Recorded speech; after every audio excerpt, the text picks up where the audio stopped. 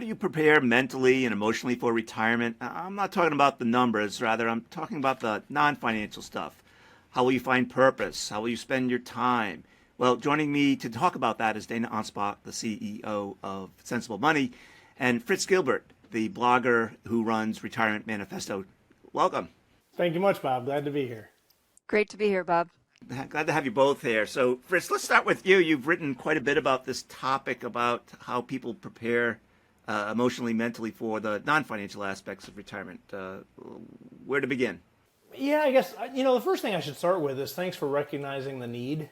I think so many people focus on the financials, and my statement is always the financials obviously are necessary, but they're not sufficient. For a really good transition into retirement, there's been research that's proven that the amount of time you spend thinking about these non-financial issues we're going to talk about today is directly correlated with how smoothly the transition into retirement will go. So I think it's the first thing is you got to recognize the importance of it. And then the next thing is, as you're working towards your retirement date, and you're going to have a focus on the numbers, that's natural, but try to carve out some time. Typically, most people, if they're planners, they recognize, let's say a year ahead of time, kind of they're on track, and I'm going to retire in June of 25. They can take some time to think about these non-financial things. And recognizing it and thinking about it before you get into retirement is the right place to start. And the hard part about it, the numbers are easy. It's a spreadsheet, it's formulas. This stuff is all intangible. It's kind of the artistic side of the brain. It's a muscle that you haven't exercised in a lot of years for most people, and it doesn't come intuitively. So I think it's a more creative process. And the biggest tip I give people is just listen to your inner voice, pursue your curiosities, think about things that you'd like to do if you no longer have to work or when you no longer have to work, and just start being open to exploring those things like I did with my blog. I started it 3 years before I retired, kind of on a whim, on curiosity. And now 5 years into retirement, it's really turned into a major purpose and passion, and I get a sense of reward and interaction with my readers, and it's turned into a big thing, but it all started with just pursuing that curiosity. Dana, I'm sure you have some reaction to all that. I do. So Fritz, as you know, I've been following your work for quite some time. And as we were talking before this recording started, we've started to send your book, I believe it's Keys to Retirement Success, to many of our clients to help them start think about this softer side of retirement. And I know, some of your posts are just, they're just so beautiful, insightful on how you thought through that process. I remember one of the things that really stuck with me was the time, I believe you and your wife spent time building fences for yards, people that have dogs without homes. Is that, yeah. So, how did you go about yourself? Like, what has surprised you about that transition into retirement? How did you pick that charitable cause? Did you guys do it together? How did all that come about? Yeah, I think that's a really good case study that you can look at as kind of part of the process. My blog we mentioned earlier, that's kind of one example, but starting a charity is another really beautiful example, I guess, of how the process can work. Totally not planned. If you would have asked me when I retired, would you guys, yeah, we'll do some charitable work, we'll volunteer. If you would have asked me if we would have been organizing one and running one and getting it to the scale that it's at now, it wouldn't have been on my list of 100 items. It just happened. And the same with my woodworking. There's a lot of things that I've discovered in retirement that are things that really bring us joy that weren't really on my list, but it all goes back to this curiosity thing. So, quick 30-second summary of Freedom for Fido is the name of it. Look it up, freedomforfido.org. That was kind of my wife's genesis, and she just happened to see a video on Facebook. It was Mike Rowe, the guy that does Dirty Jobs. He does a Returning the Favor special. It's a Facebook program. And he focuses on different charities, and he shows up unannounced, and he gives them a bunch of money and supplies and whatnot. And she saw one on Fences for Fido out in Oregon, and she said, that's something we really need here. And I was like, and she's a total dog lover, and I was like, you know what? You're right. You ought to start it. And we didn't know how to build a fence. We knew nothing about how to set up a 501c3, but we took the first step. And 4 years later, we're building our 100th fence later this month. And it's turned into a big charity, 200 volunteers, close to 300 dogs now that have been freed from life on a chain. And it's so rewarding to work together on something that's really making an impact in our local community. But it all started with, I should do that. Yeah, you should. And figuring it out as you go. When you talk about like spending your time, finding your purpose, you mentioned this notion of spending time thinking about it. But in your case, though you thought about it, I'm guessing you did, you ended up doing something that wasn't even on the list.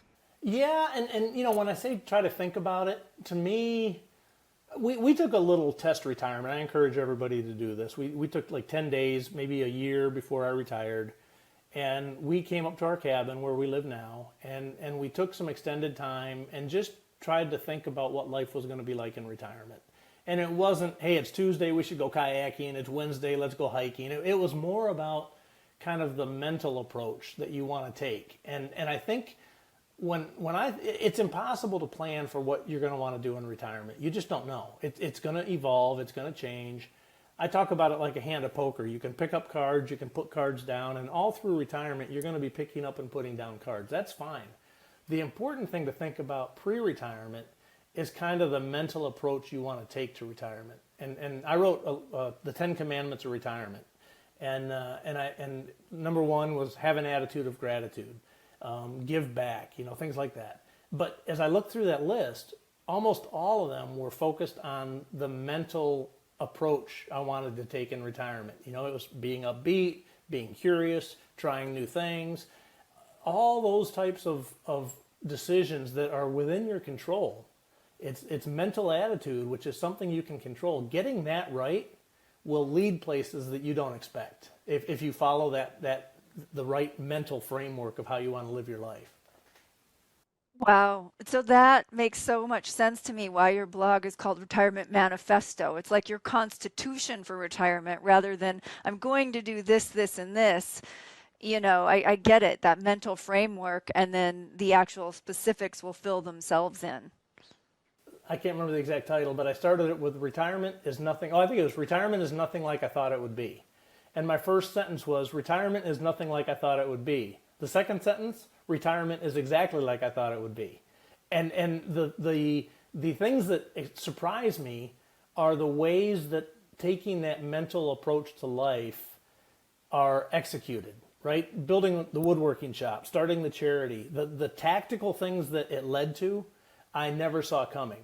But the mental process that we used to get there were exactly the things I had in mind as we were preparing for it. So it speaks to, I guess, that the framework is what's important. So when I look at like the Census Bureau puts out the American Time Use Survey, and they look at how older Americans spend their time in retirement, grandkids, caretaking, travel, hobbies, social activities, etc. And then later on, maybe more napping, I guess. But yeah, but I mean, any thoughts about how people spend their time currently in retirement relative to perhaps how they ought to be spending their time? I've not done a study on it. I actually did I wrote an article about that, how I spend my time in retirement, and it was not scientific, but it was pretty correct. It was directionally correct. And I kind of tracked my time, and I said, here's how much time I spent. And I think I spent 0.24% of my time managing money. It was almost not even measurable. It's literally a few hours a year. I update our net worth at the end of the year. I look at our asset allocation once a quarter, and that's it. So I think the important thing to think about is, what do you want your retirement to be, and how do you want to spend your time in retirement? And think about that before you retire, because if you want to spend all your time outdoors and you want to be in the woods and you want to be on rivers and you want to be on lakes, well, you don't want to live in downtown Chicago, right? So the activities and the things you want to do with your time should be a big factor in deciding where do you want to spend your retirement, and perhaps relocating because the activities that you desire to do aren't conveniently done in the place that you live. So I think I don't have any idea what the averages are. I don't know that the averages would be particularly relevant. I think it's so individualized, and the beautiful thing about retirement is you have complete freedom. There's an obligation that comes with that, right? You are responsible to fill up that time with meaningful activities and not get stuck, sleeping in your recliner watching TV all day, which some people do. So there's an obligation that you have to find your way through this. But the positive side of it is you have freedom to do whatever it is that brings you, contentment in life. And man, that's a really rewarding stage to be in life if you can find your way through it. I know Dana wants to ask you about the money question, about how much time people think about it before retirement, and then how little time they think about it during retirement. But first, I have to ask you this: as you think about time in retirement, Joe Coughlin at the MIT Age Lab has suggested that we only have about 8,000 days in retirement. We have literally a finite number of days. Do you ever think about that? Does that ever weigh on your mind? I think about it a lot, and if you think about it, it's not only that you have 8,000 days or whatever the number is. But the reality of it is the last number of years, you're going to be in the slow go or no go years, right? You're not going to be able to do the things you want to do. So your opportunity, and that's why I retired early. I got out at 55, and that was intentional because I recognized if I would have waited until 65, those were 10 hopefully healthy years that we could really be doing things we wanted to do that we would have given up. And why? We knew we had enough. So, we knew we could get by. We don't live an extravagant lifestyle. And it was an easy choice for us to give up more material things for the freedom to do the things that we wanted to do because we knew that, mortality was looming and there are a limited number of days. Dana, I want to give you free rein to ask as many questions as you want. I have so many. My first question was back a bit. Do you have kids and grandkids? Yes, we do. We have a daughter, and we have a granddaughter who's 4 years old. Matter of fact, we're going down to get her tomorrow. We're going to bring her up to our cabin for a week. She's 4 years old. It's going to be her first grandparents camp. So, and part of the thing there, that was another unexpected thing in retirement. Her husband's in the military, and they were out in the Seattle area. He got transferred down to Alabama, which is only 6 hours away from us. So we're like, you know what? We want to be an integral part of her life. They're close enough now that we can really be a part of it. So let's go ahead and buy a small second house down there. So we got a little condo, and we spend a week every month down there. Never would have seen that coming. But what was it driven by? It was driven by that sense of relationships matter, and we want to invest as much time as we can in our daughter and granddaughter. And that led to us buying a house and spending, 25% of our life with them, which is great. That's amazing. That answered my second question, which was what led to buying the second house. And so, it was a values-based decision, obviously, and, the financials, I'm sure you worked through and knew that you could do it. Yeah, and, the other thing we look at, like a second home like that, to me, that's not really a spending decision. It's more of an asset allocation decision. Okay, we're taking money. Let's say we sold stocks to buy the house. You move it from stocks to real estate. At some point, she's going to move again. We'll probably sell the house. Maybe they'll be close enough we can just take day trips to see them. Who knows? But that's something that as we get into our later years, if we need those resources to fund our retirement, fine, we'll sell the condo. And we didn't spend it. You got the carrying costs, taxes, insurance, okay, whatever, maintenance. But that's relatively small for the return that you get of being an integral part of your legacy's life, right? Yeah, I love it. I love your thoughtfulness on all of those types of decisions. Bob mentioned I wanted to ask, there was a report Bob saw recently. I can't remember where he and I both saw it, but it said, the amount of time people spend, up until retirement. I know for us, like our clients might come in 5, 6. I think I had a client come in 8 times once the year they were going to retire. And then sometimes 4 years after retirement, they don't even show up for our annual review. We'll schedule it, they'll confirm, and it's like, oh, yeah, I can talk to you later. And so, did you experience that yourself, like that shift from planning to suddenly that wasn't so much of a concern? Absolutely, Dana. I wrote a post, I call it the 90-10 rule of retirement. I've got to give credit to Kevin Lyle. He's a coach, retirement coach, friend of mine. And he and I were talking one time, and he kind of said, yeah, it's kind of like 90-10. And so I stole the idea from him, but I gave him credit when I wrote the article. But the premise of the article is, prior to retirement, you spend about 90% of your time thinking about the financials. After you retire, you spend about 10% of your time. I would argue it's much less than that. But you spend, say, 10% of your time thinking about the financials and 90% thinking about all these non-financial things that really lead to happiness in retirement. So there is a huge fundamental shift. And I think that's understandable given that you're making a decision that you are going to forego your paycheck for the rest of your life, and everybody's got the concern, how do I not outlive my assets? They're all financially driven initially. once you get into retirement, you kind of learn to live on what you've got. You set up your system where you're within your safe withdrawal rate. You're spending what you spend, and you're comfortable. And you're like, hey, and after a couple of years, you just kind of you don't focus on it as much. It's a strange dynamic. I had heard about it before I retired, and I was kind of skeptical.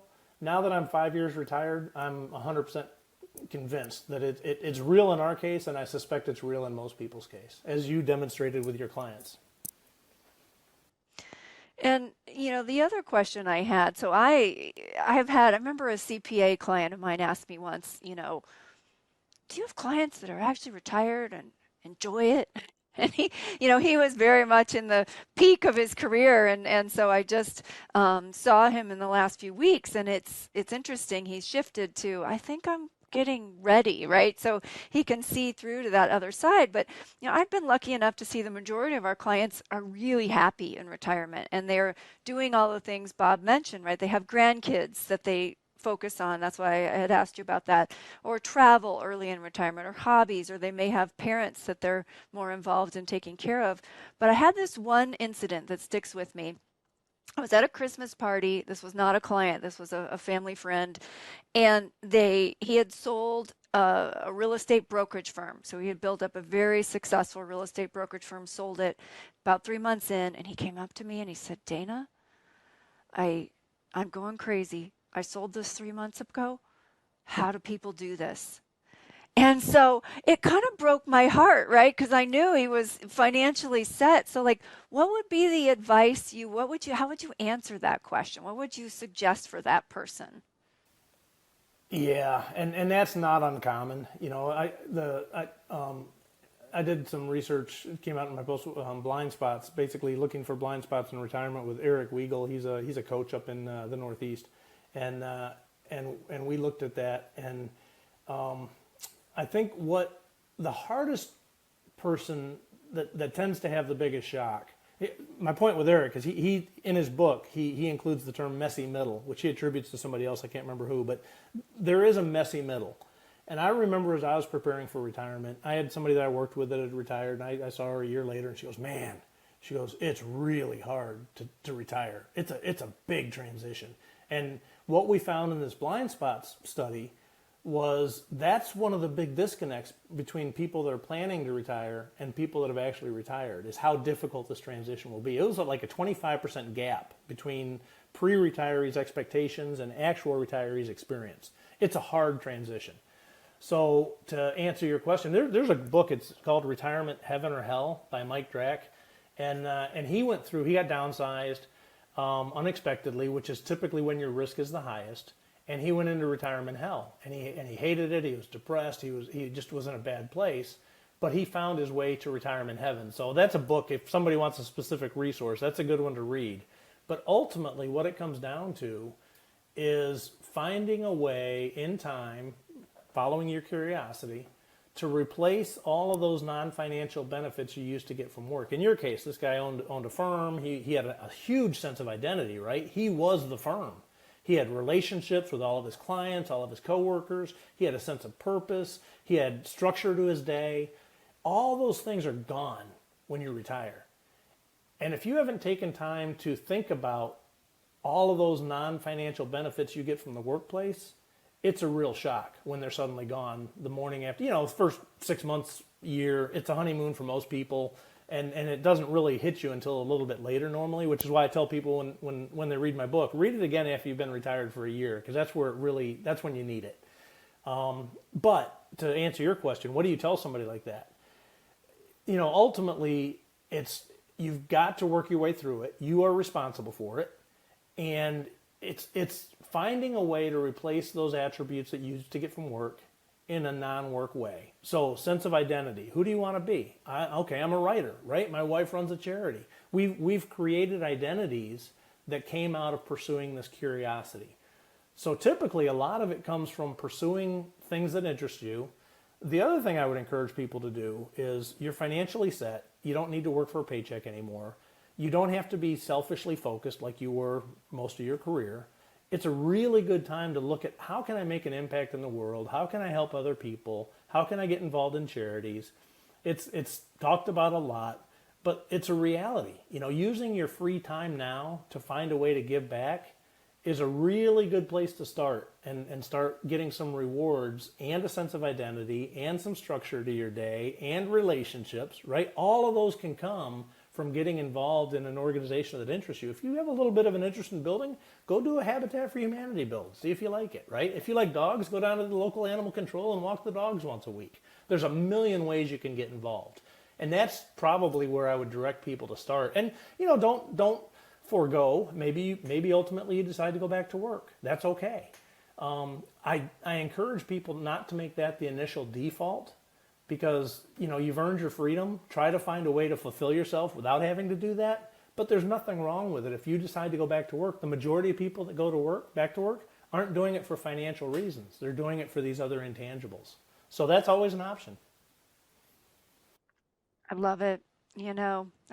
Part of what you're speaking to is me. So I told Bob, I plan on journaling my own retirement journey. I'm still quite a ways away, but I think about it because this is what I do for a living, and I am that person that sidled up to me at the Christmas party. Like, that will be me, right? Of really having to think through this because, I get so much purpose from my work, and so I already think about it today.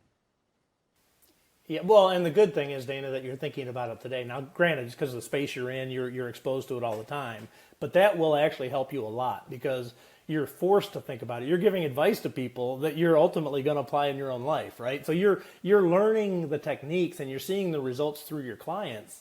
That will help you. The people I worry about is the people that don't even realize the need, and they don't even think about it, and then they end up like you're a guy that sold his firm, and they're really in a tailspin. It's much harder to do it after the fact than it is to spend some time before retirement to think through this stuff. Fritz, in your blog, you say that it's for folks within 10 years of retirement. And in Dana's case, I think that syncs up fairly closely with the ideal client as someone who's on retirement's doorstep and is thinking seriously about it at that point, 20 years before, 30 years before. Maybe you can't help someone as much as you can when they're sort of like right smack in the red zone. Yeah, and really the way I think about it, Bob, is if you're more than 10 years, even you could argue more than 5 years away from retirement, you shouldn't be thinking about it that much. Set up your automated savings, increase your savings rate every year when you get a pay raise, make sure your asset allocation's sound. And beyond that, just enjoy life, right? You know how much you're saving, you know how much you got left over. Take your vacations, don't leave any vacations at work, right? Enjoy your life as you're living it. Savor your time with your kids while they're still home. There's going to be time down the road when retirement will be a decision you have to make, but it's so far out there. The worst thing you can do, and this is one of my cautions, I guess, against the FIRE community, is if you're so obsessed with it and you still got 20 years to go, you're giving up 20 years worth of todays that you can enjoy and live life for the sake of a tomorrow that may never arrive, right? So that's why I say 10 years or less from retirement is really when you should start thinking seriously about it. That's interesting. I think I had an article I put out there once called A Life Well Worked. And so it was very similar. Like, I admire the FIRE community, the people who want to, financial independence, retire early is what that stands for. But myself, like, what I want is a life well worked where I, experience joy and value every day. I remember reading that actually, and it resonated with me. You said my stuff resonates with you, your stuff resonates with me. And that one, I was like, yes, Dana, you got it. That's right. We should call this the Mutual Admiration Club for a second. Yeah. Yes, exactly. I have a lot of admiration for Dana and you, Bob, as well. But Dana's book is one. As I was preparing for retirement, that was, and I've written this in my blog. I'm not saying anything I haven't said before, but that was probably the most helpful book I had read. She's world class, and as are you. But yeah, mutual admiration is absolutely true. So. Yeah, thank you. So Fritz, this is a topic that's near and dear to my heart. This notion of satisfaction in retirement. You've written 2 blogs about happiness, happy retirees versus depressed retirees. There's a study years ago that was, I cite often, Center for Retirement Research at Boston College. They wrote that there were sort of there were a couple factors that led to satisfaction in retirement and I guess happiness. One was, 3 of them that I always think about are you retired on your own terms, you were healthy, and you were married. And I always debate about the third one, but nonetheless, those are the 3 that they identified.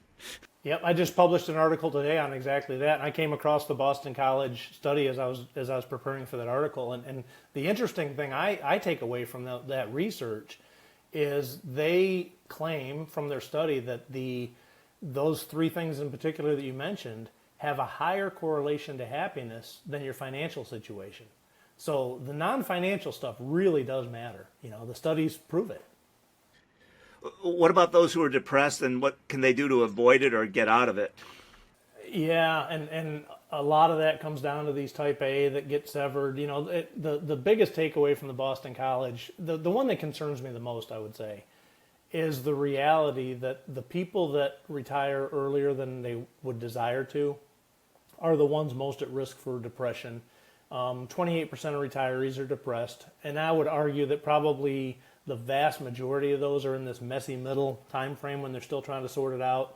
By the time people have been retired for 2 or 3 years, they tend to have the highest happiness rating of any age group. So most people work through it. But the problem is, there's a Fortune article that I referenced in that article that said 56% of people are forced out of work earlier than they planned. It's a huge number. So the concern I have is your chances are better than 50-50 you're going to be forced out of work. And if you're forced out of work, you're in the worst possible situation to go through a tough transition and face some depression in the middle. So that's concerning to me. And the advice I would give people, even if you think you're going to work until 65, don't bank on it and start making plans to increase your savings. Let's say, okay, what if I get severed at age 60, 5 years earlier than I planned? Well, I can't make it. There's no way. Well, guess what? You might have to. So start planning for it, even though you're only 55. Start planning now. Maybe increase your savings rate. Cut some spending. Start being more aggressive, and put yourself in a situation where even if you want to work until 65, you're not going to go into a total tailspin if you get severed at age 60. That's number one. Number two is not unlike what I had mentioned with Dana's question about this guy that sold his firm.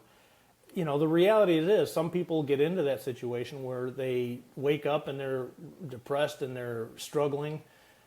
Don't dwell on, oh, this is terrible. I get emails from my readers all the time, especially with this recent series on depression and happiness. Give yourself the freedom to work through the process. It's going to take some time. Explore different avenues. Throw 10 things against the wall. You might get 2 that stick. All those things take time. And be patient with yourself. You've worked a long time to get here. These are supposed to be the best years in your life. Give yourself some freedom to experiment a little bit, and you'll find your way through it. It just takes some time.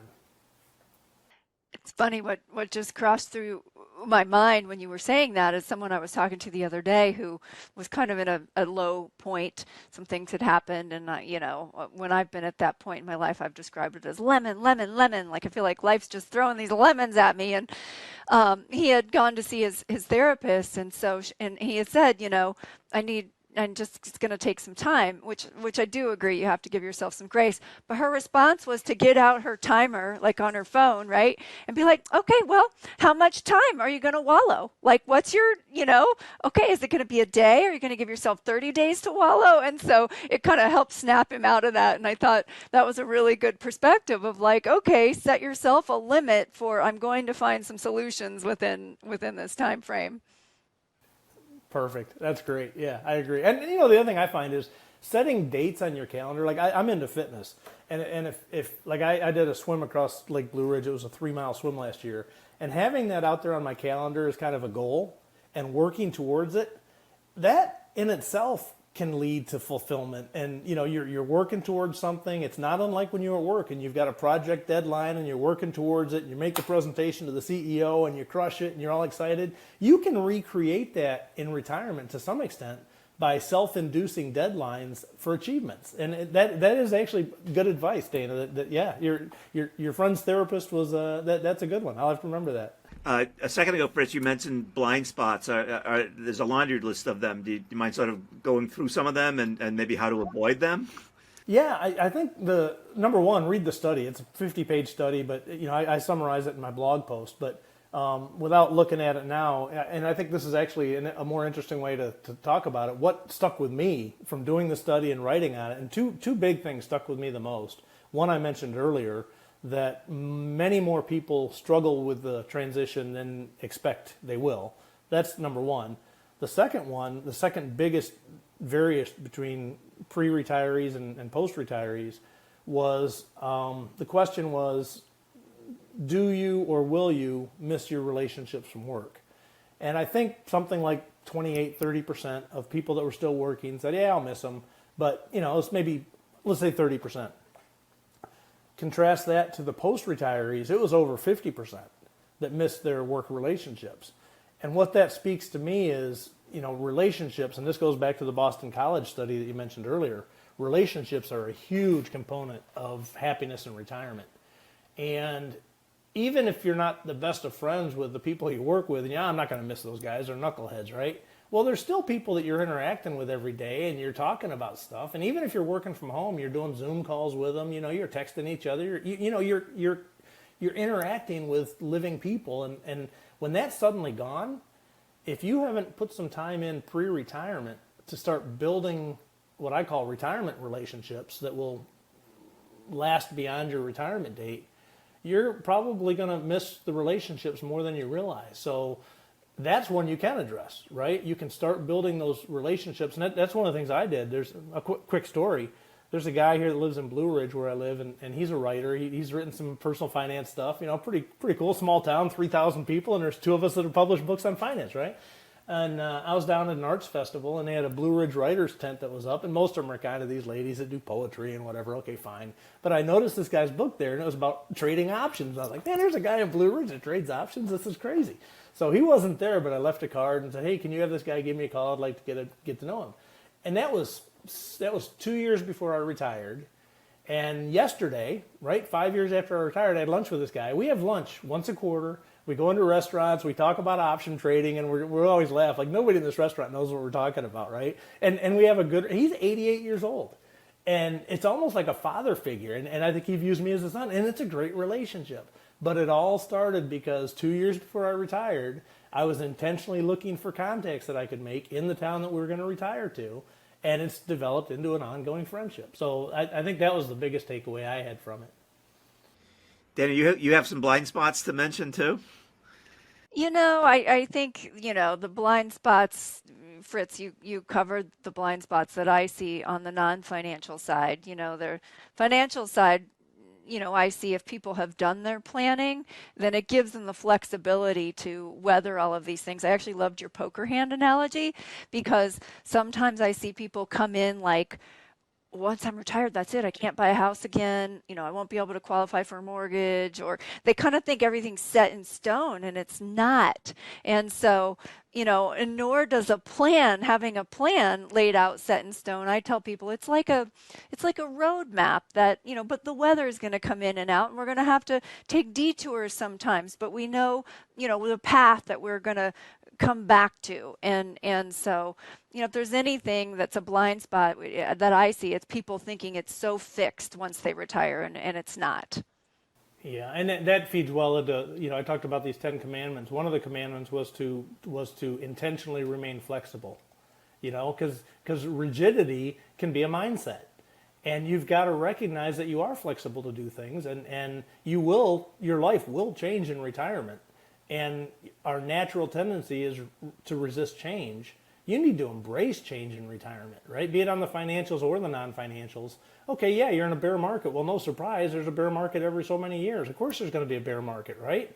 So you plan for it. You build some cash contingency. You make sure your asset allocation is appropriate. You do the planning you can do, recognizing that's going to come. And when it comes, you don't freak out about it. You remain as flexible as you can. You have some dynamic spending principles. You have some some luxuries or discretionary spend that's built into your budget. So you're not just covering the bare essentials. And if you have to cut back on some things, okay, I've built that in. I'm okay, right? All that kind of stuff can be addressed in your pre-retirement planning on the financial side. Fritz, I'm curious about your Mastermind group and what you've learned from them. Yeah, that was a neat thing, Bob. That was a buddy of mine, read my blog. He lives here in town. And he came up to me late last year and he said, Fritz, he said, you're pretty good at this stuff. He said, would you mind maybe, a couple of us can get together and just talk about retirement? And I was like, Greg, that's a great idea. So he kind of delegated it to me, but that's fine. So I thought about it a while, and I reached out to a couple guys, and we're up to now seven members of this mastermind. We meet once a month, and I have enjoyed the heck out of it. You know, these guys come from all different walks of life. One guy said, you know, you talk about 401ks and investments. He goes, I didn't do any of that stuff. He's 100% real estate guy, right? That's fine. It's worked for him. He's got a bunch of rental properties. They're kicking off all these income streams. He's fine. We got another guy who's like overly conservative. You know, there's all these different approaches, and none of them are financial experts. They're just guys that live in my town. But what we've decided to do, and it's worked really well, is every month a different person in the group takes the lead. And it's their responsibility to come up with a topic, something that's of interest to them. Maybe it's an issue they're working through. We got a couple of guys that aren't retired yet, and the majority of them are.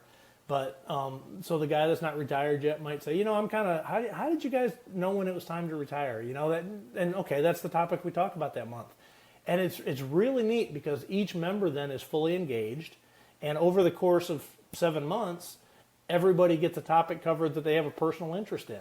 I absolutely love it. I probably get as much joy from that small little mastermind group as I do from all my engagement with my readers on my blog, because it's so personal.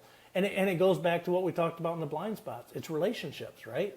It's a bunch of us that sit down, have a common interest, trying to figure out this life in retirement. And we've said, look, everything said in this group stays in this group. We've built trust. People have become more and more transparent with each meeting.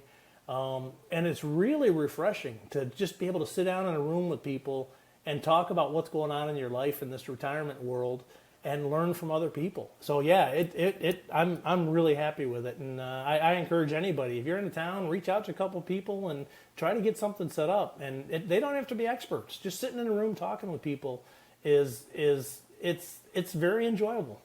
And all of us feel the same way. It's not just me. We've talked about it. We're like, this is really cool. You know, this has turned into a really something, and we will do whatever we have to do to not miss those meetings. Like it's priority number one in people's schedule. Oh, I'm supposed to be so-and-so, but I'll move that. Let's have it that date. You know, they really make time to make the meetings. So it's fun.